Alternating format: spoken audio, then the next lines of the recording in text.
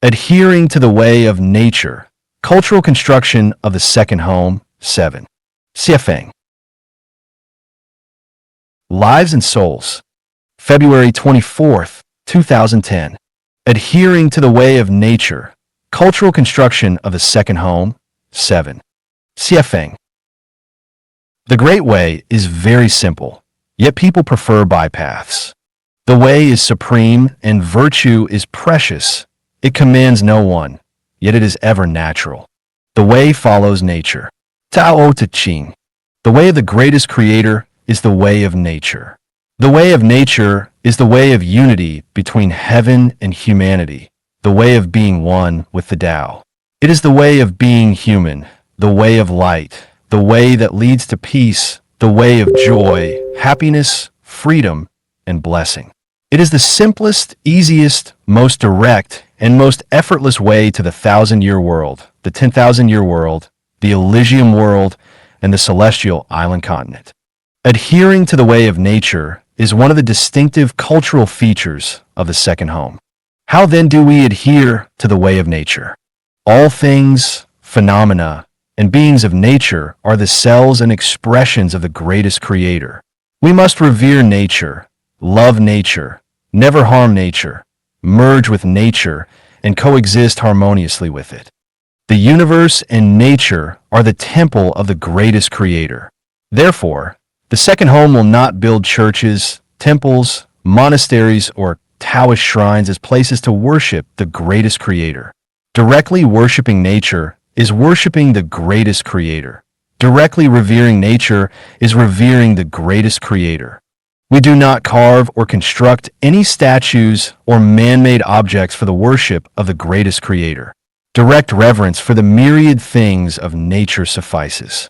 From the depths of our hearts, we must give rise to gratitude toward the greatest creator, but abandon all forms of ritual worship. We do not burn incense or paper money, do not kowtow, do not sacrifice animals or any other lives, and do not offer food as tribute. Work at sunrise, rest at sunset, rise at dawn, and sweep the courtyard. Laws arise naturally, exist naturally, live naturally, and perish naturally. Apart from festivals that are linked to nature, such as Qingming, Dragon Boat, Mid-Autumn, and Spring Festival, the second home does not observe other man-made holidays. When hungry, eat. When tired, sleep. The practice of Chanyuan celestials follows the laws of nature. Eat when it is time to eat, sleep when it is time to sleep, rejoice when it is time to rejoice, work when it is time to work. We do not disrupt the natural rhythm. We do not pursue luxurious residences. Our diet is simple. We do not seek rare delicacies. Do not value treasures that are hard to obtain. We do not wear diamond rings. Do not covet artificial artworks. Do not practice mystical arts or supernatural powers. Do not pursue the extraordinary or shortcuts, and abandon all cultivation methods that violate nature. Our words must accord with truth, our actions with science and objective laws, and our reasoning with logic. We abandon practices such as claiming to converse with deities, communicating with spirits, speaking on behalf of gods, or invoking divine authority. We do not perform miracles, display supernatural feats, spread strange tales, or impersonate Christ, Maitreya, or other figures.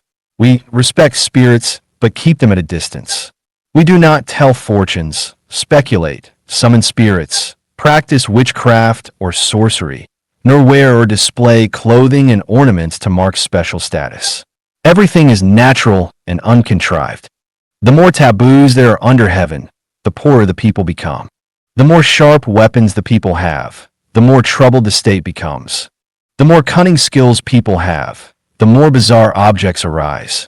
The more laws are proclaimed, the more thieves and robbers appear. Tao Te Ching. Therefore, on the basis of not exceeding proper limits, there should be no taboos. The home does not possess tools beyond those needed for production and daily life. It does not produce, manufacture, or own weapons. It does not encourage the learning of cunning or tricky skills.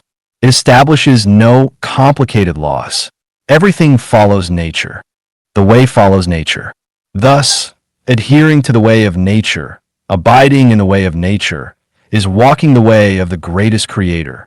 It is to walk upon the great way of life.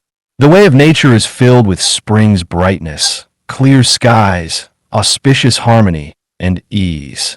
The further we walk, the broader it becomes.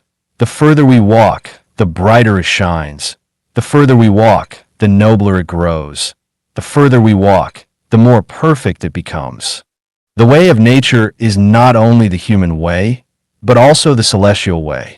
By adhering to and abiding in the way of nature, over time, one will surely become a celestial being, even a super celestial.